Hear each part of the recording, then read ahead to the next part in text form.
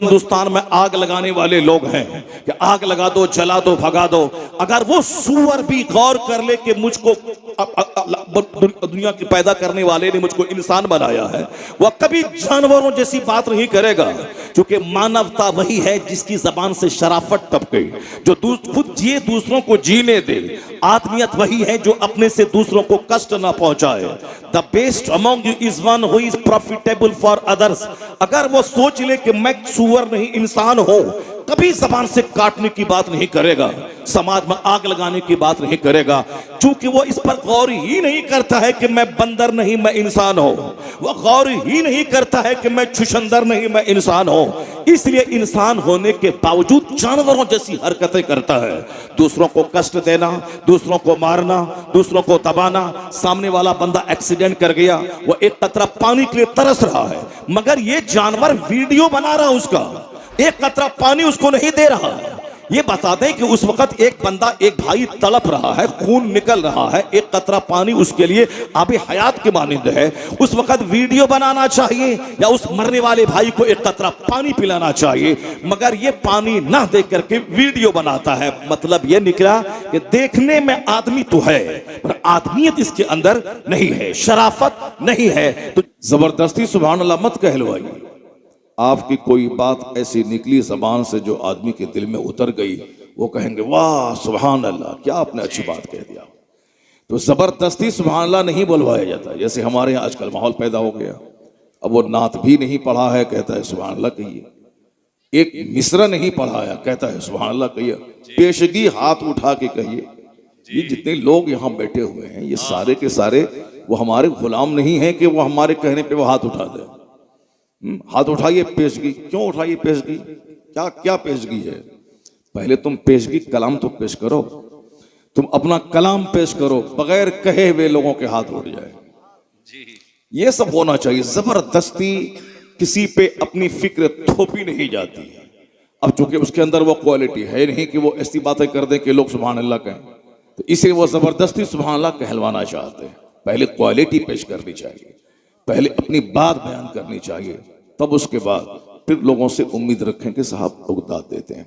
मजहब इस्लाम जबरदस्ती किसी के मुंह में माइक दे के नहीं बोलता कि बोलो ला इलाहा इल्लल्लाह। जबरदस्ती नहीं कहता है कि बोलो ला इलाहा इल्लल्लाह। वो दूसरे लोग करते हैं, मुंह में घुसा दिया माइक, जबरदस्ती बोलो तुम जो मैं बुलवाना चाह रहा हूं। अब सामने वाला बंदा गर्दन कटने के खौफ से वो उनकी बातें बोल देता है। जबरदस्ती नहीं होता है कि ये बोलना होगा, यहां रहना है तो बोलना होगा। अगर ऐसा हुआ तो एक भी बंदा तुम्हारी बात नहीं बोलेगा। मजहब इस्लाम ने जबरदस्ती कभी नहीं किया। ला इकराह फिद्दीन, there is no compulsion in the religion. इस्लाम में कोई जोर जबरदस्ती नहीं है। ये इतना मनमोहक, ये इतना प्लीजेंट मैसेज है इस्लाम का कि बड़ा बड़ा मुफक्किर, बड़ा बड़ा थिंकर, बड़ा बड़ा मुहक्किक जैसे वो इस्लाम को पढ़ा, उसकी क्वालिटी को समझा, माइक घुसेड़ के कलमा नहीं पढ़ा, वो कलमा पढ़ाने वालों को खोज कर उनकी खानकाहों में जाके मुस्तफा की गुलामी का पट्टा गले में बांध लिया। खानकाहों में लाखों लोगों ने कलमा पढ़ा, गुफ्तगू सुनने के बाद बेशुमार लोगों ने कलमा पढ़ा, किताबों की स्टडी के बाद बहुत सारे लोग कलमा पढ़ते हैं। ये इस्लाम का एक आलमी पैगाम अमन है कि जो भी इसके करीब आता है मुतासिर हुए बगैर नहीं रहता है। और बात है कि मुसलमान खुद नहीं पढ़ते हैं आज इस्लाम। ये चूंकि आबाई तौर पर यह मुसलमान है कि बाप मुसलमान था हम मुसलमान हैं, दादा मुसलमान था हम मुसलमान हैं। यही वजह है कि इस्लामी क्वालिटी इसके अंदर मौजूद नहीं है। आज कलमा पढ़ के सिर्फ कानूनन मुसलमान है, मगर इस्लामी क्वालिटीज जो होनी चाहिए वो नहीं है, क्योंकि वो इस्लाम पढ़ के इस्लाम नहीं लाया है। बाप मुसलमान था इसलिए मुसलमान है। अगर एक भी बंदा कोई बता दे कि मैंने 50 किताबों का मुताला किया उसके बाद मैं इस्लाम को कबूल किया है, करोड़ों में कोई नहीं मिलेगा। मुझसे भी आप सवाल करते हैं कि क्या आप पहले दूसरे मजहब के फॉलोवर थे, आपने क्या क्या पढ़ा, क्या पढ़ के मुसलमान बने? मेरे जैसे लाखों मौलवी भी इस्लाम को पढ़ के इस्लाम नहीं कबूल किया है, सिर्फ इसलिए कि बाप मुसलमान था, मुसलमान फैमिली में पैदा हुआ इसलिए वो मुसलमान है। जो विरासतन मुसलमान फैमिली में पैदा होकर मुसलमान है वो क्या जाने इस्लामिक क्वालिटीज क्या है। वो तो बाप अगर ब्राह्मण रहता वो ब्राह्मण हो जाता, बाप यहूदी होता तो यहूदी हो जाता, बाप क्रिश्चियन रहता वो क्रिश्चियन हो जाता। उसी तरह कलमा पढ़ने वालों में बेशुमार लोग हैं जिसका इस्लाम से कोई रिश्ता नहीं है। अगर हम में से आप में से कोई आदमी ईरान के किसी राफिजी घर में पैदा हो गया होता, वो राफिजी हो जाता, पानी पी पी करके शेखैन करीमन को गाली देता, वो साहब साहब कराम की तौहीन करता। लेकिन चूंकि आप सुन्नी बरेलवी घर में पैदा हुए, इसलिए आप या नबी सलाम अलैक पढ़ते हैं, गौसे पाक का लंगर खाते हैं और खिलाते हैं।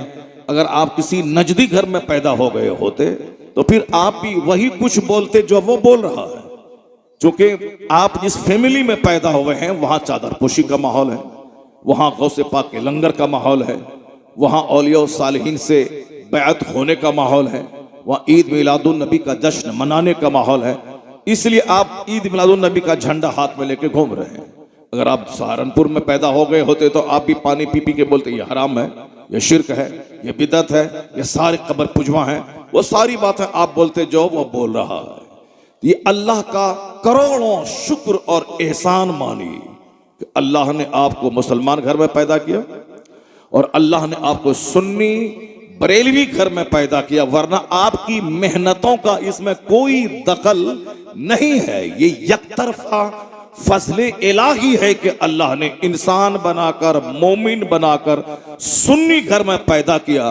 तो इतना बड़ा एहसान जिस रब्बे आला का हो, तो उस एहसान का शुक्र यही है कि जब तक ये बंदा जिंदा रहे अपनी जबान से उस खुदा का शुक्र अदा करता रहे और अपनी पेशानी रब्बे करीम के हुजूर झुकाता रहे और इसी में जबान तर रखे कि मालिक मैं तो जानवर भी पैदा हो सकता था, मैं किसी मुशरिक घर में भी पैदा हो सकता था, लेकिन तेरा एहसान कि तूने मुझे इंसान बनाया, तूने मुझे मोमिन बनाया, तूने मुझे सुन्नी घर में पैदा किया।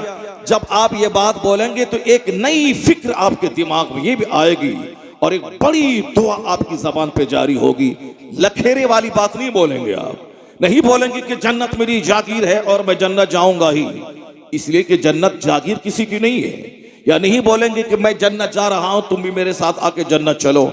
आप अगर ये सोच में पड़े कि अल्लाह मुझे अमेरिका के यहूदी घर में पैदा कर सकता था, लेकिन मुझे हिंदुस्तान के मुस्लिम घर में पैदा किया, मुझे हिंदुस्तान के राजपूत और ब्राह्मण घर में अल्लाह पैदा कर सकता था, लेकिन मुझे सुन्नी मुस्लिम घराने में अल्लाह ने मुझको पैदा किया, उसके बाद एक बड़ी सोच पैदा हो गई इलाही, जब इतना बड़ा फजल तूने किया कि मोमिन बनाया, सुन्नी बनाया, तो बहुत सारे लोग कल मुसलमान थे आज काफिर हो गए, बहुत सारे लोग कल तक सुन्नी थे आज वहाबी हो गए, बहुत सारे लोग कल तक सलाम पढ़ते थे लेकिन आज वो सलाम के मुखालिफ हो गए। आदमी की फिक्र उलटती पुलटती रहती है, जैसे चटियल मैदान का एक पत्ता हवा जिधर की चलती है उधर का रुख कर लेता है, उसी तरह दिल है उलटता पुलटता रहता है। कभी मुसलमानों की बात सुनी तो इस्लाम की अहमियत दिल में आ गई, कभी किसी दुश्मनान इस्लाम की गुफ्तगू सुनी, उनकी किताब पढ़ी तो उस एंटी इस्लामिक रिलीजन के ताल्लुक से नर्म गोशा उनके दिल में पैदा होने लगा।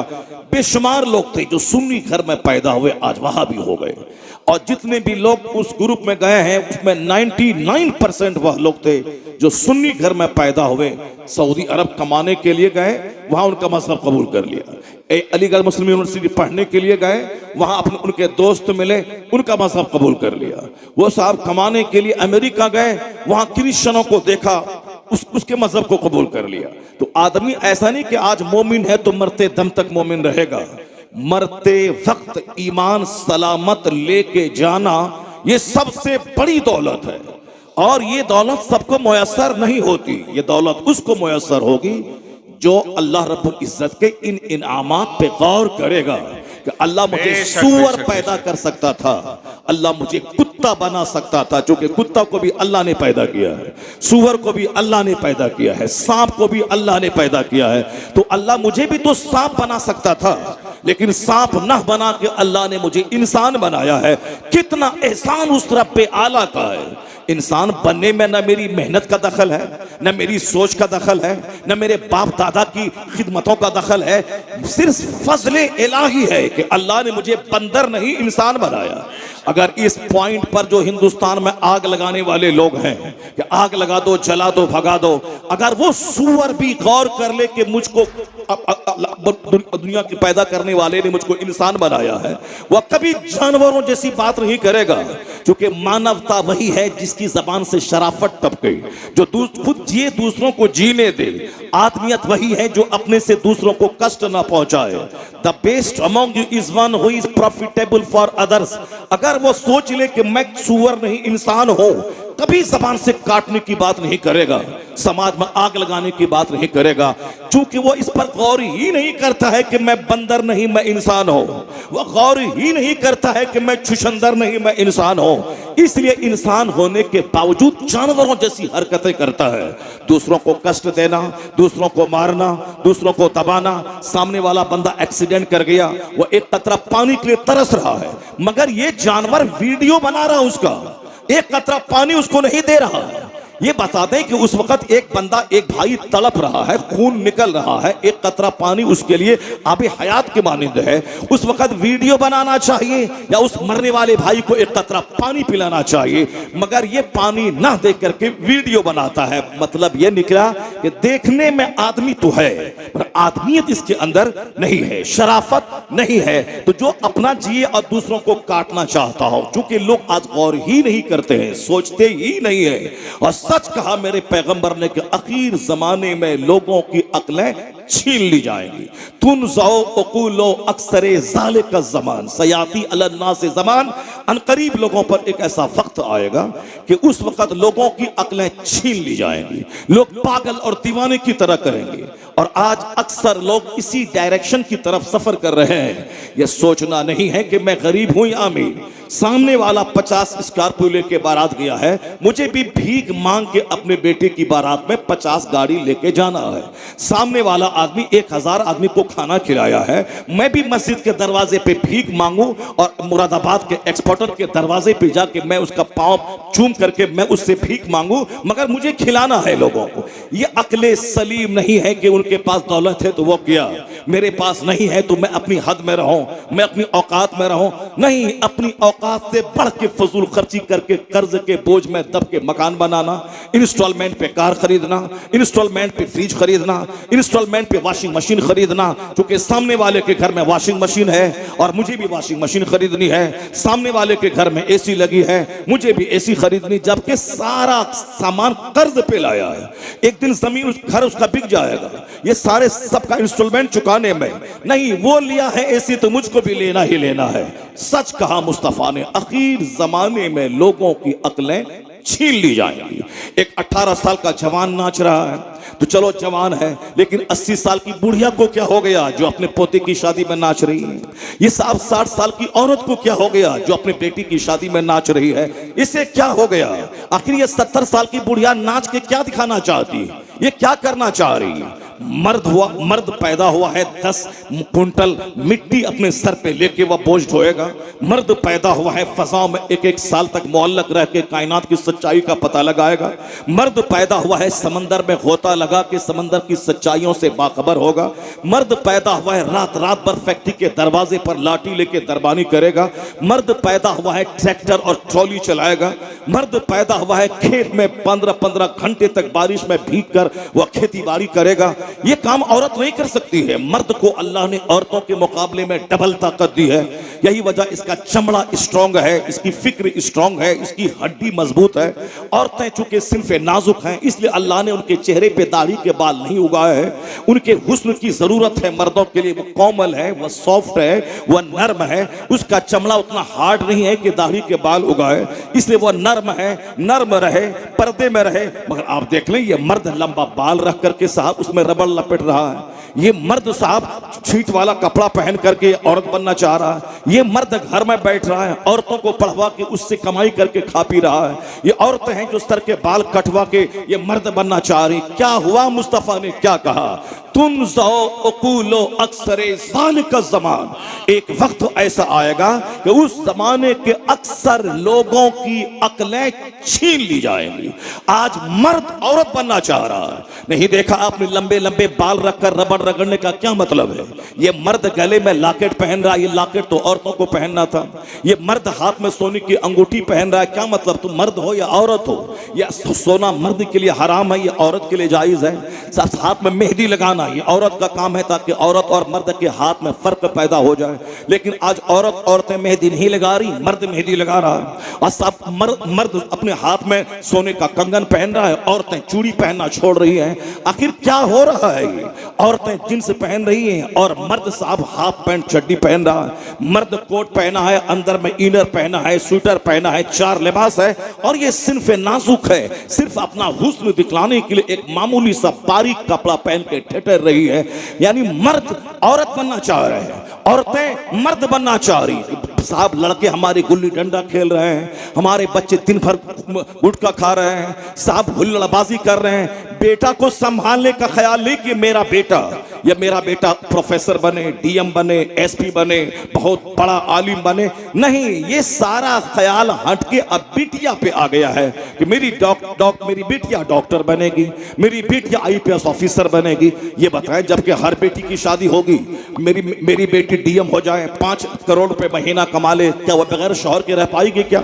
अक्सर वो बेशतर सारे लोग देख रहे हैं कि जो भी औरतें जॉब में जा रही हैं, 99.9% उसका अपने शौहर से रिश्ता ताल्लुकात खुशगवार रही है। यहां तो स्कूल के एक मामूली टीचर जो 35,000 रुपए माहाना कमाती है, उनका रिश्ता शौहर से बिगड़ा हुआ है। वह शौहर से तलाक का मुतालबा कर रही है। 35,000 कमाने वाली आज जो डॉक्टर बन के 5 लाख डेली कमाएगी, क्या वो चाहता उनका बाप के इनका रिश्ता इनके शौहर के साथ खुशगवार रहेगा, एक अच्छी जिंदगी गुजारेगी? नहीं होगा ऐसा। देखने में लगता है वो उसकी बीवी है, घर में लत्तम जुत्तम का माहौल है। यहाँ बगैर कमाए तो सर के बाल सर के बाल उधेड़ के रख दे रही है। और जो 5 लाख महीना कमाएगी उसका क्या हाल होगा? तो बच्चा जोकर है, उसे डॉक्टर बनाने का ख्याल नहीं है। एक जुनून चढ़ा हुआ है कि बेटिया को डॉक्टर बना रहा है, एक जुनून चढ़ा हुआ है कि बेटी को आईपीएस ऑफिसर बना रहा है। लड़का चाहे लंगटा रहे, लड़का चाहे चोर बने, लड़का चाहे डकैत बने, लड़का चाहे इश्कबाज बने, लड़का चाहे छोकरी बाज बने, लड़का चाहे सनीमा बाज बने, सब चलेगा। बिटिया को डॉक्टर बनाना है। जबकि उनकी शादी होगी, उनके शौहर के जिम्मे उसका नानो नफ्ता है, उनके शौहर के जिम्मे उसकी मेहर की रकम है। आज कितने लोग हैं दुनिया में, सब अपनी बीवियों को अपने घर में रानी बना के रखते हैं, खुद मेहनत करते हैं, हल चलाते हैं। तो हर औरतें अपने शौहर के संरक्षण में रहती हैं। तो एक शौहर अपनी बीवी को भी पालता है और 10 बच्चों को भी पालता है। लेकिन जब औरत खुद से कमाई करने लगे, इल्ला माशाअल्लाह अच्छी चंद और खवातीन को छोड़कर 90% खवातीन अपने शौहर से बागियाना रुख इख्तियार कर लेती है। उनका कायदे से जीना मुश्किल है। एक डीएम खवातीन कर्नाटका में, उन्होंने अपने डीएम शौहर से तलाक का पिटीशन इदारे शरिया में डाल दिया। चूंकि शौहर भी डीएम है और वो भी डीएम है, उसे तो मस्त रहना चाहिए कि मैं भी डीएम हूं, मेरा शौहर भी डीएम है। दोनों के 10 लाख रुपए माहाना घर में आएंगे, खूब उन्नति करेंगे, प्रोग्रेस करेंगे, तरक्की करेंगे। नेचुरल सिस्टम से बगावत करने वाला कभी सुकून नहीं पाएगा। औरतें रही है घर को जन्नत बनाने के लिए, मर्द बना है बाहर मेहनत करने के लिए। अगर ये उल्टा पुल्टा काम होगा तो दुनिया में तलाक होगी, दुनिया में तकरार होगी, दुनिया में खुदकुशी होगी, दुनिया में जहर खुरानी के वारदात बढ़ेंगे। बेशुमार लड़कियां केरोसिन डाल के मर रही है, बेशुमार औरतें अपने घर में फांसी के फंदे पे लटक रही है। यहां तक कि फिल्म इंडस्ट्रीज की औरतें जो करोड़ों कमाने वाली है, उनकी सड़ी हुई लाश उनके फ्लैट से बाहर निकल रही है। कुदरत के निजाम के खिलाफ जो कदम उठाएगा, नेचुरल निजाम से हट के जो जिएगा, सुकून नहीं मिलेगा, चैन नहीं मिलेगा, आग लगेगी समाज में। कुदरत का निजाम यही है कि मुस्तफा की पैरवी में अल्लाह ने सुकून रखा है, हुजूर की गुलामी में अल्लाह ने सुकून रखा है। हुजूर से हट के कोई जिएगा तो जहन्नम वहां मिलेगा, बेचैनी की आग में यहां जलेगा। और हुजूर की गुलामी में जो जिएगा सुकून यहाँ मिलेगा, जन्नत वहां मिलेगी। बेशक, सुभान अल्लाह, सुभान अल्लाह। बहुत जहान की राहत का राज इसी में पिना है कि अपने मन के मुताबिक आदमी ना जिए, अपनी अक्ल पे भरोसा ना करे, बल्कि वो तमाम कुछ वहां से ले जो दुनिया के लिए मॉडल बना के भेजा गया है। यानी अपनी अक्ल पे नहीं, मुस्तफ़ा जाने रहमत के मार्गदर्शन पर भरोसा करे, हुजूर के इरशादात पे भरोसा करे कि मुझे जीना कैसे है, सरकार ने मुझको क्या कहा है, हुजूर ने किन चीज से रोका है। मनमाने ढंग से जीने का नतीजा है कि सारा काम उल्टा पुल्टा हो रहा है। उसी उल्टा पुल्टा होने के नाते घर में लगी है आग, खानदान में लगी है आग, गांव में लगी है आग। लोग अपने खानदान वालों से रिश्ता छोड़ के दूसरों से दोस्ती कर रहे हैं, बाप से बात नहीं कर रहे हैं, गैरों से एक घंटे तक दोस्ती कर रहे हैं, अपनी बहन को देखने तक नहीं जा रहे हैं, दूसरों की बहन को अपनी भाभी बना रहे हैं और अपनी बहन बना रहे हैं। मुंह बोली बहन है हमारी, अपनी बहन तो बहन है नहीं, उनके पास तो जाता नहीं है, उनके से तो बात फोन से करता नहीं है। और ये कौन है? यह मुंह बोली बहन है। मुंह बोली बहन से रिश्ता है और अपनी बहन से दुश्मनी है। और फिर उसके बाद जिसको मुंह बोली बहन कहा था, पता चला कि बहन अपने शौहर से तलाक ले रही है और ये मुंह बोला भाई अपनी बीवी को छोड़ करके उस मुंह बोली बहन के साथ वो दिल्ली पंजाब भाग करके होटल को मुज़य्यन कर रहा है। नहीं चलेगा। मुंह बोली बहन का क्या रिश्ता है? अपनी बहन से प्यार कर, अपनी माँ से प्यार कर, अपनी बेटी से प्यार कर। अजनबी औरत चाहे भाभी क्यों ना हो, चाहे कजिन क्यों ना हो, वहां खतरा है। इसलिए पैगंबर आजम ने कहा था कि देवर तो तेरे लिए मौत है, यानी वहां तो इज्जत के डूबने और लूटने का कभी अंदेशा है। तो अपने मनमाने ढंग से बहन और सिस्टर और कजिन का रिश्ता मत बना।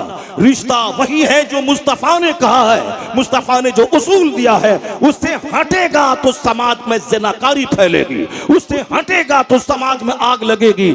आज ज़िना को रोकने में अमेरिका नाकाम है, ज़िना को रोकने में हिंदुस्तान की गवर्नमेंट नाकाम है, ज़िना को रोकने में आज सारी दुनिया के सारे ममालिक नाकाम है। इसलिए कि वह अपने हिसाब से पुलिस का सहारा ले रहा है, कोई हुकूमत पुलिस का सहारा ले रही है, कोई हुकूमत साफ कानून नए नए बना रही है। कुछ नहीं हो रहा। हिंदुस्तान में हर 10 मिनट पे रेप के केस दर्ज हो रहे हैं, अमेरिका में हर 2-4 मिनट के बाद रेप के केस दर्ज हो रहे हैं। इसलिए कि आजादी का गलत इस्तेमाल है, फ्रीडम का गलत इस्तेमाल है, पर्दे को बोझ माना जा रहा है। अपनी अक्ल को घुसेड़ के मर्दों की तरह औरतों को भी घर से बाहर निकाल के मर्द के बाजू में बिठा के मखलूत तालीम का इंतजाम किया जा रहा है। नतीजे में स्कूल में रेप है, कॉलेज में रेप के वारदात है, समाज में रेप है। जो पढ़ाने वाली शिक्षिका टीचर है वो वहां रेप कर रही है, रेप करवा रही है। नहीं रुकेगा रेप। एक कानून है, वह कानून हया, वो है कानून पर्दा, मुस्तफा का दिया हुआ।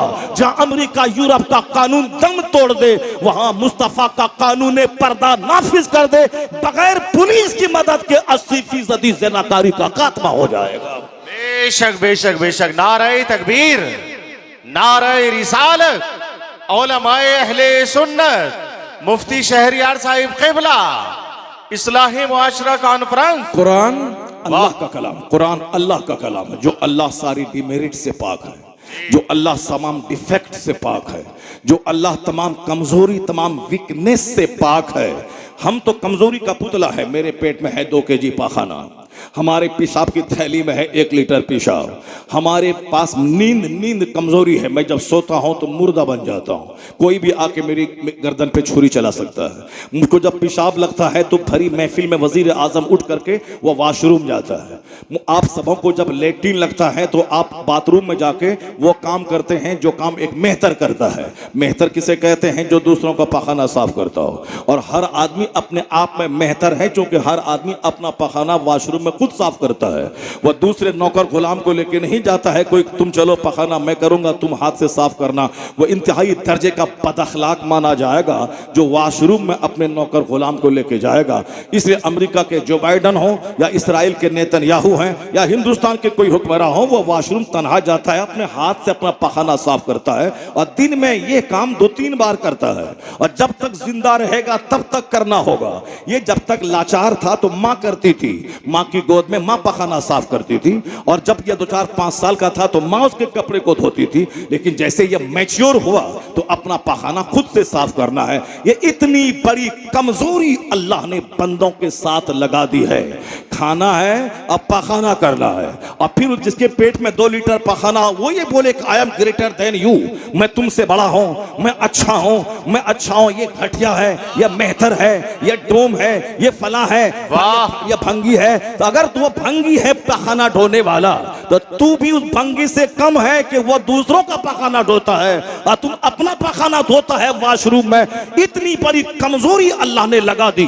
अरबपति हो उसे भी वॉशरूम जाना है, मजदूर हो उसे भी अपने हाथ से पखाना धोना है, ताकि जब भी घमंड हो अपने हुस्न पे, जब घमंड हो अपने माल पे, घमंड हो अपनी बिरादरी पे, घमंड हो अपनी मेजॉरिटी पे, घमंड हो अपने इक्तदार पे, तो बंदे वॉशरूम में अपना पखाना साफ करना याद कर लेना।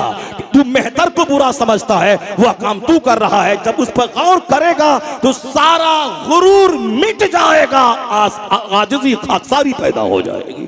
क्योंकि आदमी जब सोचेगा तब, यहाँ तो हर आदमी सोचता है, गरीब भी सोचता है कि मैं अरबपति हूँ, और अरबपति सोचता है कि मैं आदमी नहीं बल्कि मैं बहुत बड़ा तानाशाह हूँ, मैं जो चाहूंगा सो हो जाएगा। अल्लाह ने मौत को मेरे पीछे लगा दिया है, अल्लाह ने बीमारी को मेरे पीछे लगा दिया है, अल्लाह ने रुसवाई को मेरे पीछे लगाया है, अल्लाह ने गरीबी को मेरे पीछे लगाया है।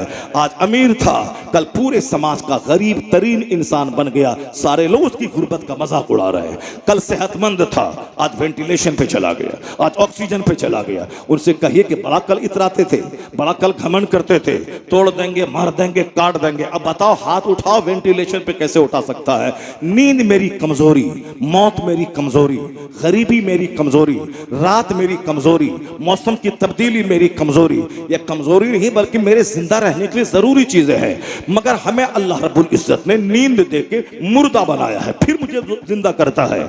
अल्लाह ने मुझे पसीने की बदबू दिया है ताकि कभी इतराना मत, आजिज रहना, खाकसार रहना, मोडेस्ट रहना, ह्यूमिलिटी से काम लेना, ट्रूथफुलनेस से काम लेना, काइंडनेस से काम लेना। इंसान वही है जिसमें ह्यूमन क्वालिटीज मौजूद है। जानवर मत बनना, वरना जो अल्लाह सेहत देना जानता है वह बीमार करना भी जानता है, जो अल्लाह दौलतमंद बनाना जानता है वह गरीब करना भी जानता है, जो अल्लाह समाज में इज्जत देना जानता है वह समाज में जलील करना भी जानता है, जो अल्लाह राजा बनाना जानता है वो अल्लाह हाथ में कटोरा दे के भीख मंगवाना भी जानता है। इसलिए अल्लाह तबारक व तआला का जो समझदार बंदा है, जो मुस्तफ़ा का गुलाम है, वह ना बीमारी में टूटता है और ना सेहत में मगरूर होता है, ना खुशहाली में इतराता है और ना गरीबी में मायूसियत का शिकार हो जाता है। वह हर हाल में अल्लाह पर यकीन करता है कि मेरा खुदा वो है जो हुकूमत देना भी जानता है और हुकूमत का गलत इस्तेमाल हो तो उसको भिखारी बना भी जानता है। मेरा खुदा वही है जो फिरौन को 400 साल की लंबी उम्र देना भी जानता है, उसे दरिया में डुबा के तड़पा के मारना भी जानता है, ताकि तेरी नजर हुकूमत पे ना रहे, तेरी नजर खुदा की अता पे रहे, मुस्तफा जाने रहमत पे रहे। और इससे हट के जो जिएगा वो काफिरों की दौलत को देख करके काफिर हो जाएगा। इससे हट के जो जिएगा उसके इक्तदार को देखकर ये खुद बेईमान हो जाएगा।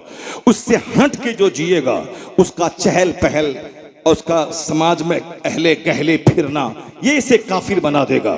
इसलिए अपनी सोच पे नहीं, मैंने बात वहां से की है कि इंसान वही है जो अक्ल का इस्तेमाल करे, अक्ल का इस्तेमाल करे और शरीयत की कसौटी में सारे मैटर को सोचे। अगर नहीं सोचेगा तो वह पागल हो जाएगा। इसमें बड़ी बड़ी बातें इसके दिमाग में नहीं आएंगी। मैंने क्या कहा कि इस्लाम सबसे बड़ी नेमत है। अल्लाह अमेरिका के प्रधानमंत्री को इस्लाम नहीं दिया, आपको दिया। अल्लाह ने नेतन्याहू के दिल में इस्लाम की मोहब्बत नहीं डाली। अल्लाह ताला आपका जो रेड़ी चालक है, रिक्शा चालक है, जो साहब गली कुचे में कांदा और प्याज और लहसुन बेचता है, 200 रुपये डेली कमाता है, ये उस नेतन्याहू से करोड़ों गुना बेहतर है। क्योंकि नेतन्याहू मरेगा तो खरबों साल आग में जलेगा। लेकिन यह रेड़ी चलाने वाला मुसीबत में कितने दिन तक रहेगा? 70, 80, 90 साल। और उसमें भी आराम से खाएगा पिएगा, 200 रुपए कमाएगा। और जैसे मरा, अगर ईमान रहा, सब्र रहा, नमाज रही, तो मरने के बाद खरबों साल की जन्नत उसके लिए इस्तेकबाल करने के लिए तैयार है, हमेशा जन्नत में रहेगा। तो दुनिया की राहत भी आर्जी है और दुनिया की तकलीफ भी आर्जी है।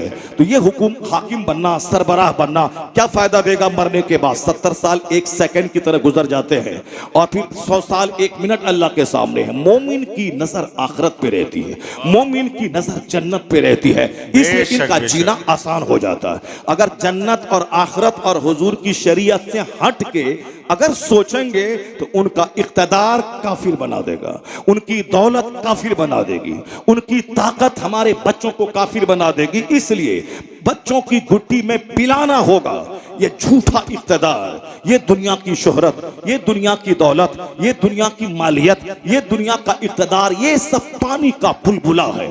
असल चीज है आखिरत, जहां खरबों साल, महासंख्यों साल, बेगिनती साल, जहां खरबों ही की हैसियत क्या है, वहां तो मौत को ही ज़बह कर दी जाएगी, मौत ही नहीं है। दुनिया में 100 साल के अंदर ही मौत आ रही है, मरने के बाद जो दुनिया है वहां मौत ही नहीं है। आग है तो सदा आग ही आग है, और बाग है तो सदा बाग ही बाग है। तो अपने बाल बच्चों के दिमाग में अगर आखिरत की बात अब बता देते हैं, वह कोटा में नीट की तैयारी करते हुए वो जहर खा के नहीं मरेगा, वह भोपाल में साहब वो नीट की तैयारी करते हुए वो खुदकुशी करके फांसी के फंदे पे लटक के नहीं जान देगा। आज हर दिन खबर आ रही है कि जो जहां कोचिंग सेंटर का हब है, जैसे भोपाल है, जैसे कोटा है, जैसे दिल्ली है, इलाहाबाद है, जहां IAS की तैयारी करवाई जाती है, बड़े बड़े कोचिंग सेंटर है, वहां से बच्चों की लाशें निकल रही है, क्योंकि माँ बाप की तमन्ना है कि मेरा बेटा DM बनेगा, और वह जमीन बेच बेच के अपने बच्चों को पढ़ा रहा है। लेकिन बच्चा समझ रहा है कि मैं DM नहीं बन पाऊंगा, मेरे माँ बाप की तमन्नाओं पे खरा नहीं उतर पाऊंगा, तो फिर मेरे बाप टूट जाएंगे। वो समझता है कि बेहतर है कि यही मैं जान दे दूं। वह जान दे रहा है। हमेशा खबरें आती हैं कि कोटा में इस बार 25 लड़के जो मेडिकल की तैयारी कर रहे थे, वो 25 लड़के फांसी के फंदे पे लटक गए, अपने ही कमरे में, रूम में गमछा तौलिया लगा के फैन से उसी पे लटक के मर गए। लेकिन आपने कभी नहीं सुना होगा कि एक खानका का कोई पीर खुदकुशी किया हो, आपने कभी नहीं सुना होगा मदरसे का कोई तालिब इल्म फांसी के फंदे पे लटक गया हो। अगरचे बीमार पड़ा मर गया वो अलग बात है, लेकिन अपने मुस्तकबिल के बारे में चिंतित और फिक्रमंद होकर कि मैं अगर कोई बड़ा कारनामा अंजाम नहीं दिया तो मेरे माँ बाप को बड़ी मायूसी हाथ लगेगी, इसलिए मैं उससे बेहतर समझता हूं कि जहर खा के मर जाऊं। ऐसा करोड़ों में कोई केस नहीं मिलेगा। क्यों? इसलिए कि माँ बाप की तमन्ना स्कूल कॉलेज में पढ़ने वाले लड़कों से यही है कि दुनिया में सुखी रहे, दुनिया में मर्तबा मिले, दुनिया में जॉब मिले। जिसकी नजर दुनिया पे रहेगी, अगर दुनिया नहीं मिली तो जहर खा के मरेगा। जिसकी नजर दुनिया पे रही, सामने वाले का मुकाबला नहीं कर पाया, वो खुदकुशी करके मरेगा। अगर किसी के कार की तो कोई हद नहीं है, मकान की तो कोई हद नहीं है, जॉब की तो कोई हद नहीं है, अदना दर्जे का जॉब है वह चपरासी बनना, और साहब रेलवे की गुंटी में अब ऊपर नीचे करना। हाई क्लास का जॉब है इंडिया में IAS ऑफिसर बनना। तो जॉब की कैटेगरीज है, मगर मैं दिमाग में ठान लूं IAS मुझको बनना है, अगर नहीं बन पाया तो क्या करेगा? जहर खा के मर जाएगा। सामने वाले के पास अल्टो कार है 4 लाख की, मैं खरीदना है, मैंने खरीद लिया, फिर सामने वाला साहब वो इनोवा खरीद लिया 25 लाख की, फिर मुझको मुकाबला करना है, फिर सामने वाला साहब वो फॉर्च्यूनर ले आया 50 लाख रुपए की। अब क्या करेंगे आप? फिर आप अपनी जमीन बेचें, हाँ है करें, बैंक से कर्जा ले, फिर आपने फॉर्च्यूनर लिया, सामने वाला फिर तो 2 करोड़ की कार खरीद लिया, फिर आप क्या करेंगे? 2 करोड़ की कार जमीन बेच के खरीदा, फिर सामने वाला 10 करोड़ की जागवार कंपनी की कार खरीद लिया, फिर आप क्या करेंगे? न कार की हद है, न मकान की हद है, न डेकोरेशंस की हद है। तो फिर अगर आपकी नजर दूसरों के मुकाबले पे रही तब तो इसी तरह जलील हो के बुरी मौत मरते रहेंगे। लेकिन अगर नजर मुस्तफा पे रही, सब्र पे रही, कनात पे रही, और फिर मुस्तफा के फरमान पे रही, और जन्नत पे रही, आखिरत पे रही कि दुनिया में सोने का घर भी बना लूं, आखिर अंजाम मौत है, कब्र में जाना है, इसको छोड़ना है। अगर नजर आखिरत पे रही, मुस्तफा के फरमान पे रही, वो जहर नहीं खाएगा, गरीबी आई तो सब्र करेगा, और मालदार बना तमन्ना पूरी हुई होगी तो नेमत का शुक्र अदा करेगा, तो नेमत का शुक्र अदा करना दर्जात को बढ़ा देगा, सब्र करना बेपनाह अजर का हामिल बना देगा। मालदारी में भी ईमान बचेगा, गरीबी में भी ईमान बचता रहेगा। लैसल ग़िना अन कसरतिल अर्थ वलाकिन्नल ग़िना ग़िना नफ्स। हुजूर फरमाते हैं कि असल में मालदारी ज्यादा अमाउंट जमा करना नहीं है। The true riches are not having a great amount of property। असल में मालदारी ये नहीं कि प्रॉपर्टी ज्यादा जमा कर ले, असल में रिचेस इज सेल्फ कंटेंटमेंट है, अपनी खुद सब्र करना, ये असल में मालदारी है। कनात से काम लेना ये असल में मालदारी है। हुजूर से हट के जिएंगे तो समाज में आग लगेगी, हुजूर से हट के जिएंगे तो शख्सियत मजरू हो जाएगी, हुजूर से हट के जिएंगे तो खुदकुशी होगी जैसे समाज में हो रही है। मगर नजर रहे मुस्तफा पे तो जीने का मजा मिल जाएगा, नजर रहे मुस्तफा पे, अब मुस्तफा के फरमान पे तो किराए के घर में भी बादशाहों जैसा सुकून मिलेगा। वरना ही तो आप यूरोप के घर में, अरबपति घर में पैदा हो, अगर हिर्स और लालच से आपने काम लिया तो फिर वो दरिद्र बन जाएगा, फिर वो साहब जब मुकाबला नहीं कर पाएगा सामने का तो जहर खा के मर जाएगा। यही वजह है लता मंगेशकर जी ने कहा था कि 90 साल की लंबी उम्र मेरी हुई, दुनिया भर का मैंने भ्रमण किया, America, Europe, Toronto, France, Japan, Malaysia, Canada, कहां नहीं मैं गई, और करोड़ों का जेवर में खरीदी, और बंबई के पौष इलाके में उसका घर था। लेकिन जब उनसे कहा गया हाउ डू यू फील, इस प्रॉपर्टी, इस शोहरत, इस पॉपुलैरिटी पर आप कैसे कि किस कदर नाज कर रही हैं कि दौलत भी, इज्जत भी, शोहरत भी, करोड़ों आदमी आपके फैंस हैं, आपके गाने लोग गा रहे हैं, पार्लियामेंट हाउस में आपने वहां जाके देशभक्ति के गीत गाया, प्रधानमंत्री के सामने सारे मेंबर्स ऑफ पार्लियामेंट आपकी आवाज सुन के मस्त और मशहूर हो गए, इतनी पॉपुलैरिटी, इतनी शोहरत, तो आप तो मस्त रहती होंगी, दौलत भी, बंबई में घर भी, अमेरिका यूरोप का सफर भी, करोड़ों के जेवरात भी, करोड़ों की कार भी। आखिर क्या चाहिए बंदे को? बंदा कार के लिए, मकान के लिए, दुकान के लिए, मॉल के लिए, कॉम्प्लेक्स के लिए, अमेरिका जाने के लिए, 10 करोड़ पे फिक्स डिपॉजिट करने के लिए, इसी के लिए लोग लालायित और बेचैन रहते हैं, और वो सारी नेमतें उनको हासिल है। बंबई घूमने के लिए, बंबई में जिसका घर हो, जिस इलाके में साहब मुकेश अंबानी का घर हो, उसी मोहल्ले में उनका घर हो, समंदर के किनारे घर हो, सबसे कीमती इलाके में, लेकिन वो क्या कह रही है? वो कहती है I like to leave this world, मैं ये दुनिया छोड़ना चाहती हूँ, जो मैं चाहती थी मुझको नहीं मिला। अल्लाह समद, करोड़ों जिसके फैंस हो, मगर वो क्या कहती, जो मैं ढूंढती थी मुझको नहीं मिला। एक पांव अमेरिका में है, दूसरा पांव फ्रांस में है, उसके बावजूद कहती हैं जो मैं ढूंढती थी मुझको नहीं मिला। यहां तो बिहार और उत्तर प्रदेश की बात छोड़िए, बंबई में पौष इलाके में जिसका घर हो, वो कहती है जो मैं चाहती थी मुझको नहीं मिला। क्या चाहती थी वो? मकान तो है, गाड़ी है, शोहरत है, इज्जत है, दुनिया भर का सफर है, फिर क्या चाहती थी? उनका एक जवाब था कि जो मैं ढूंढती थी मुझको नहीं मिला। इसका मतलब है वो सुकून दिल चाहती थी, वह दिल का इत्मीनान चाहती थी, और वह दिल का इत्मीनान नहीं मिला। ना पॉपुलैरिटी के ढेर पे, ना पार्लियामेंट में गाना गा के, ना करोड़ों के घर में रह के, ना अमेरिका फ्रांस से घूम के।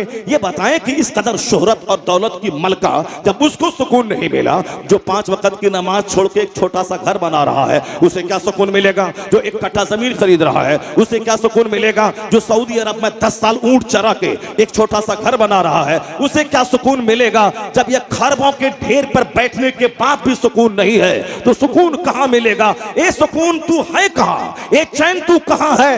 यह जवाब कोई गांधी नहीं देगा, कोई नेहरू नहीं देगा, आइंस्टाइन नहीं देगा। यह जवाब मुस्तफा जाने रहमत देते हैं, कायनात का सबसे बड़ा मसीहा देता है कि पढ़ कुरान। कुरान कहता अला बिज़िक्रिल्लाह तत्मइन्नुल कुलूब। न सुकून न महलों में है, सुकून न दौलत में है, सुकून न शोहरत में है, सुकून न पूरी दुनिया घूमने में है। अल्लाह ने सारा सुकून अपनी इबादत में रखा है, अपने जिक्र में रखा है, अपनी याद में रखा है। करोड़ों में खेलने वाली वहां बदन में लगी है बेचैनी की आग, मगर मेरा कोई फकीर किराए के घर में रहता है, जहां सजदा है वहां सुकून है, जहां रियाजत है वहां सुकून है, जहां तिलावत है वहां सुकून है, जहां समूह सलात की पाबंदी है वहां सुकून है। तो सुकून का रास्ता खुद साख्ता नहीं मिलेगा, अल्लाह ने जहां सुकून रखा है वहीं सुकून मिलेगा, चैन मिलेगा। सुभान अल्लाह, सुभान अल्लाह। नारे तकबीर, नारे तकबीर, नारे रिसालत, उलमाए अहले सुन्नत जश्न दस्तारबंदी अल्लामा मुफ्ती शहरियार साहिब क़िबला। ए मेरी कौम, मैंने आप तक यह पैगाम इसलिए पहुंचाया कि चूंकि अल्लाह ने आपको इस रोए जमीन की सबसे धनवान कौम बनाया है। जो दौलत उन लोगों के पास नहीं है, वह दौलत अल्लाह ने आपको दिया है। वह दौलत है ईमान की दौलत, वह दौलत है इस्लाम की दौलत, वह दौलत है कुरान की दौलत, वह दौलत है मुस्तफ़ा जाने रहमत की दौलत जो अल्लाह ने आपको दिया है। मुस्तफ़ा का कलमा आप पढ़ते हैं, कुरान शरीफ आप पढ़ते हैं, इस्लाम आपके पास है, मस्जिदें आपके पास है, काबा आपके पास है, मिना मुज़दलिफ़ा मताफ मसा आपके पास है। इतनी सारी नेमतों के रहने के बावजूद अगर आपका चेहरा सूखा रहे, आप काफिरों की तरह दौलत में उनका मुकाबला करने के लिए आगे बढ़ जाएं, नमाज रोजे हज व ज़कात सब छोड़ करके आप भी उन्हीं की तरह पागल हो जाए कि माल चाहिए, माल चाहिए, माल चाहिए। चाहे नमाज छूटे, रोज़ा छूटे, हज में ताखिर हो, सब चलेगा मगर माल चाहिए। अगर ये बात है, इसका मतलब है कि आप हीरे जवाहरात की कदर नहीं कर रहे हैं। आपको भी हीरा छोड़ के कंकर चाहिए, हीरा छोड़ के पत्थर चाहिए, हीरे जवाहरात और गोल्ड छोड़ के आपको मिट्टी चाहिए। आपने नहीं सुना वो हदीस, हुजूर ने क्या फरमाया, जिसको कुरान पाक का इल्म दिया गया उसके बावजूद वो ये समझे कि दूसरों को मुझसे ज्यादा बड़ी नेमत दी गई है, तो ऐसा है जैसे उसने कुरान पाक के इल्म का अपमान किया, उसने कुरान पाक के इल्म की तौहीन कर दी। इसलिए जिसको कुरान का इल्म दिया गया वो न समझे कि बैरिस्टर मुझसे अच्छा है, वो ना समझे कि प्रधानमंत्री मुझसे अच्छा है, वो ना समझे कि सामने वाला आदमी जो 1000 बीघा जमीन, 1 एकड़ जमीन का मालिक है, वो जमींदार के सामने मेरी क्या हैसियत है। जिसको इल्मे कुरान दिया गया, अगर उसने दूसरों को समझा कि उसके पास मुझसे बड़ी नेमत मौजूद है, उसने उस नेमत की तौहीन कर दी, उसका अपमान किया। तो जिसको इस्लाम की दौलत दी गई, ईमान की दौलत दी गई, जो दौलत अरबपति के पास नहीं है, अगर वो ये समझ लिया कि मुशरिकों को मुझसे ज्यादा इनाम है, वो चैन सुकून से रहता है, उनके पास इख्तिदार और दौलत है, उनके पास खरबों पैसे हैं, तो उसने इस्लाम की दौलत का अपमान किया। हो सकता है ये अपमान की सजा ये मिले कि अल्लाह उससे ईमान को छीन ले, इस अपमान की सजा ये मिले कि अल्लाह उसे उन्हीं दौलत देकर उन्हीं मुशरिकों की सफ में शामिल कर दे। जब तुझे गोल्ड पसंद रही है, जाओ उसके साथ मिट्टी ले लो। जब तुम्हें इज्जत पसंद रही है, जाओ उस मुशरिकों के साथ तुम जहन्नम बन जाओ। जो ईमान को सबसे बड़ी दौलत नहीं समझेगा, वह मकान को सबसे बड़ी दौलत समझेगा, इख्तिदार को सबसे बड़ी दौलत समझेगा, तो अल्लाह इख्तिदार दे के ईमान छीन लेगा, अल्लाह दौलत दे के ईमान छीन लेगा।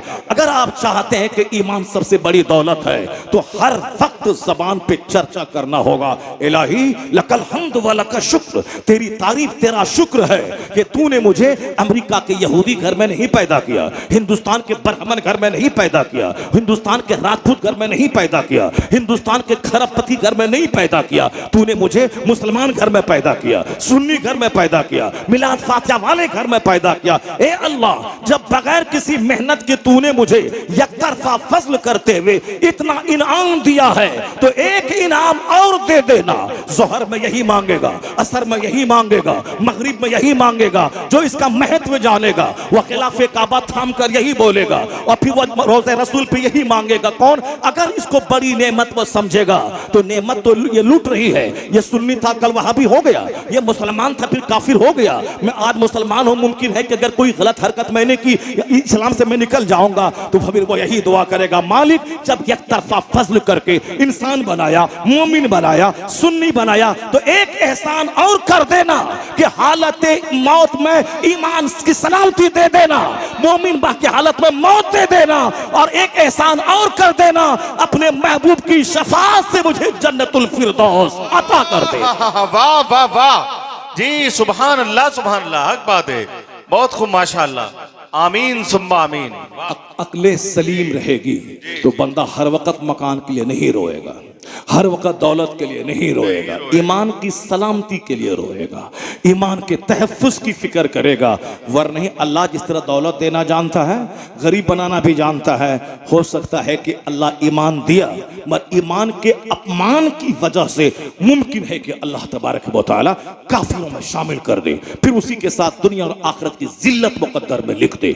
जो अजान की तौहीन करेगा, अजान के वक्त में दुनिया की बातें करेगा, अजान के वक्त में वह दुनिया की बातें करेगा, अजान हो रही है परवाह नहीं करेगा, बुजुर्गों ने लिखा है हो सकता है कि उनका खात्मा खराब हो जाए, उसका ईमान लूट जाए, क्योंकि उन्होंने सदाए तौहीद का अपमान किया है, अजान की तौहीन की है। अजान होती रही उस वक्त यह बात कर रहा है, जो कानून इलाही का मजाक उड़ाएगा जहन्नम की आग तो वहां दुनिया ही में अल्लाह उससे जलील और रुस्वा करेगा, क्योंकि इज्जत देने वाला अल्लाह है, जलील करने वाला अल्लाह। ऐसा नहीं कि हम सजदा करते हैं तो अल्लाह ताला की शान है और जिस दिन सारे लोग काफिर हो जाएंगे तो अल्लाह की वो हैसियत नहीं रहेगी, ऐसा नहीं है। अल्लाह तबारक व तआला के सामने दुनिया अल्लाह ने पैदा किया है, सबों को एक कतरा पानी से अल्लाह ने पैदा किया है। ये इंसान अल्लाह से क्या मुकाबला कर पाएगा? चाहे हजार नाचे कूदे कि हम इस्लाम मिटा देंगे, कुरान खत्म कर देंगे, मदरसा को खत्म कर देंगे, अजान बंद करवा देंगे, इनके हाथ में जो कुछ है ये करेगा।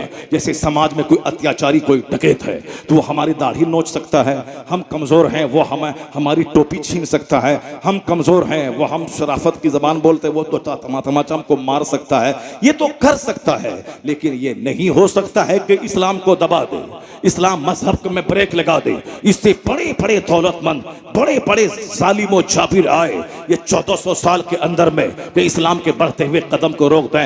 एक कौम मुस्लिम इक्तदार का गलत इस्तेमाल माइक हटवा सकता है, इक्तदार का गलत इस्तेमाल मदरसे के दरवाजे को बंद कर सकता है, लेकिन अल्लाह के नजदीक 100 साल 1 सेकंड है, 400 साल 1 मिनट है। तो अल्लाह जो कायनात का खालिक और मालिक है, वो 1400 साल में हमने उनकी कुदरत यही देखी है कि जब जब मुसलमानों में बदअमली पैदा हुई, मुसलमानों को के ऊपर में काफिरों और जालिमों को मुसल्लत किया गया, और जब जब काफिरों ने कहा इस्लाम मैंने मिटा दिया, अल्लाह उन्हीं काफिरों से कलमा पढ़वा के उसे इस्लाम का कैडर बना दिया है। इसलिए 1400 साल में हमने यही देखा है, मुसलमानों को बदअमली की सजा मिलती है, और जब मुशरिक कहते हैं कि मैंने इस्लाम मिटा दिया तो उसी मुशरिक को कलमा पढ़वा के उसे इस्लाम का कैडर बना दिया जाता है।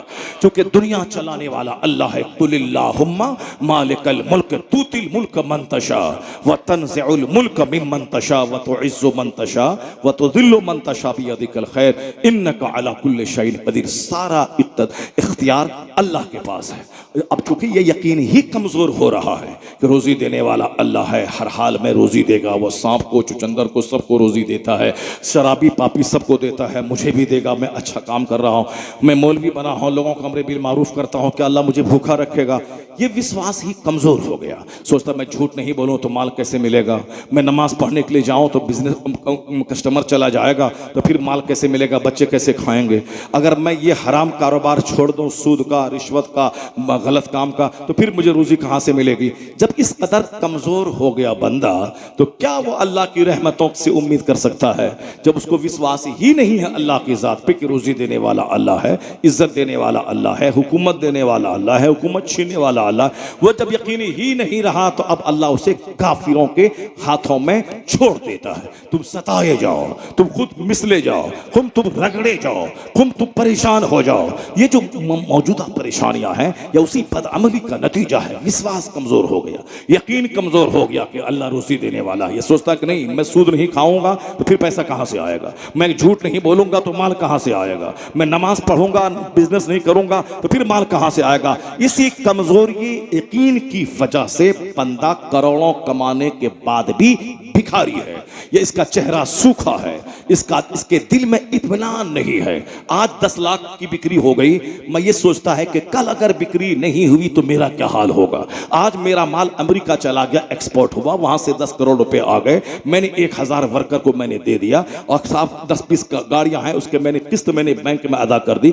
लेकिन अगर कल मेरा माल अमेरिका नहीं गया या वहां से रिजेक्ट होके आ गया, फिर मेरा क्या होगा?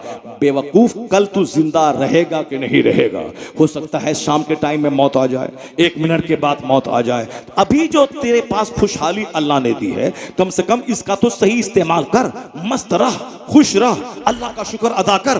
तो सब शुक्र ही नहीं अदा करेगा तो अल्लाह ताला मुस्तकबिल की एक फिक्र दिमाग में डाल दिया। अगर ये माल कल मेरा रिजेक्ट हो गया तो मेरा क्या होगा, मेरे बच्चे का क्या होगा, मेरे फर्म का क्या होगा। इसी फिक्र में दुनिया आज डूबी है। क्या मंतरी अगर कल हार गए तो मेरा क्या होगा, हम तो सड़क पे आ जाएंगे। इसीलिए वो हाथ पैर मार रहा है कि कैसे इलेक्शन हम जीत जाएं, हम कैसे क्या कौन सी तदबीर अपनाएं कि इलेक्शन ना हारें। चाहे जुल्म करें, चाहे रुपया से खरीद लें, चाहे वोटर को शराब पिला दें, चाहे कुछ दूसरे को गाली दे दें ताकि लोग नफरत में, उसकी नफरत में फिर वो हमको अपना ले। यानी आखिरी हद तक ये बंदा जा रहा है, क्योंकि विश्वास नहीं है कि जो अल्लाह आज रोजी दिया है वो अल्लाह कल भी देगा। माँ के पेट में 9 महीने तक रोजी देने वाला अल्लाह, माँ की गोद में खुश्क छाती में दूध देकर रोजी देने वाला अल्लाह। माँ के पेट में था तो माहवारी खून रोक के अल्लाह ने रोजी दिया, और जब माँ की गोद में आया तो फिर उसी खून को दूध बना के तेरी रोजी का इंतजाम किया। और जब तू 10 साल तक माँ को नर्स की तरह उसके दिल में तेरी मोहब्बत डालकर तेरे पेशाब पाखाना के सारे कपड़े को वो धो रही नर्स की तरह, जब तू कमजोर था तो अल्लाह ने तुझको रोजी दी, तेरी खिदमत के लिए तेरी माँ को मामूर कर दिया।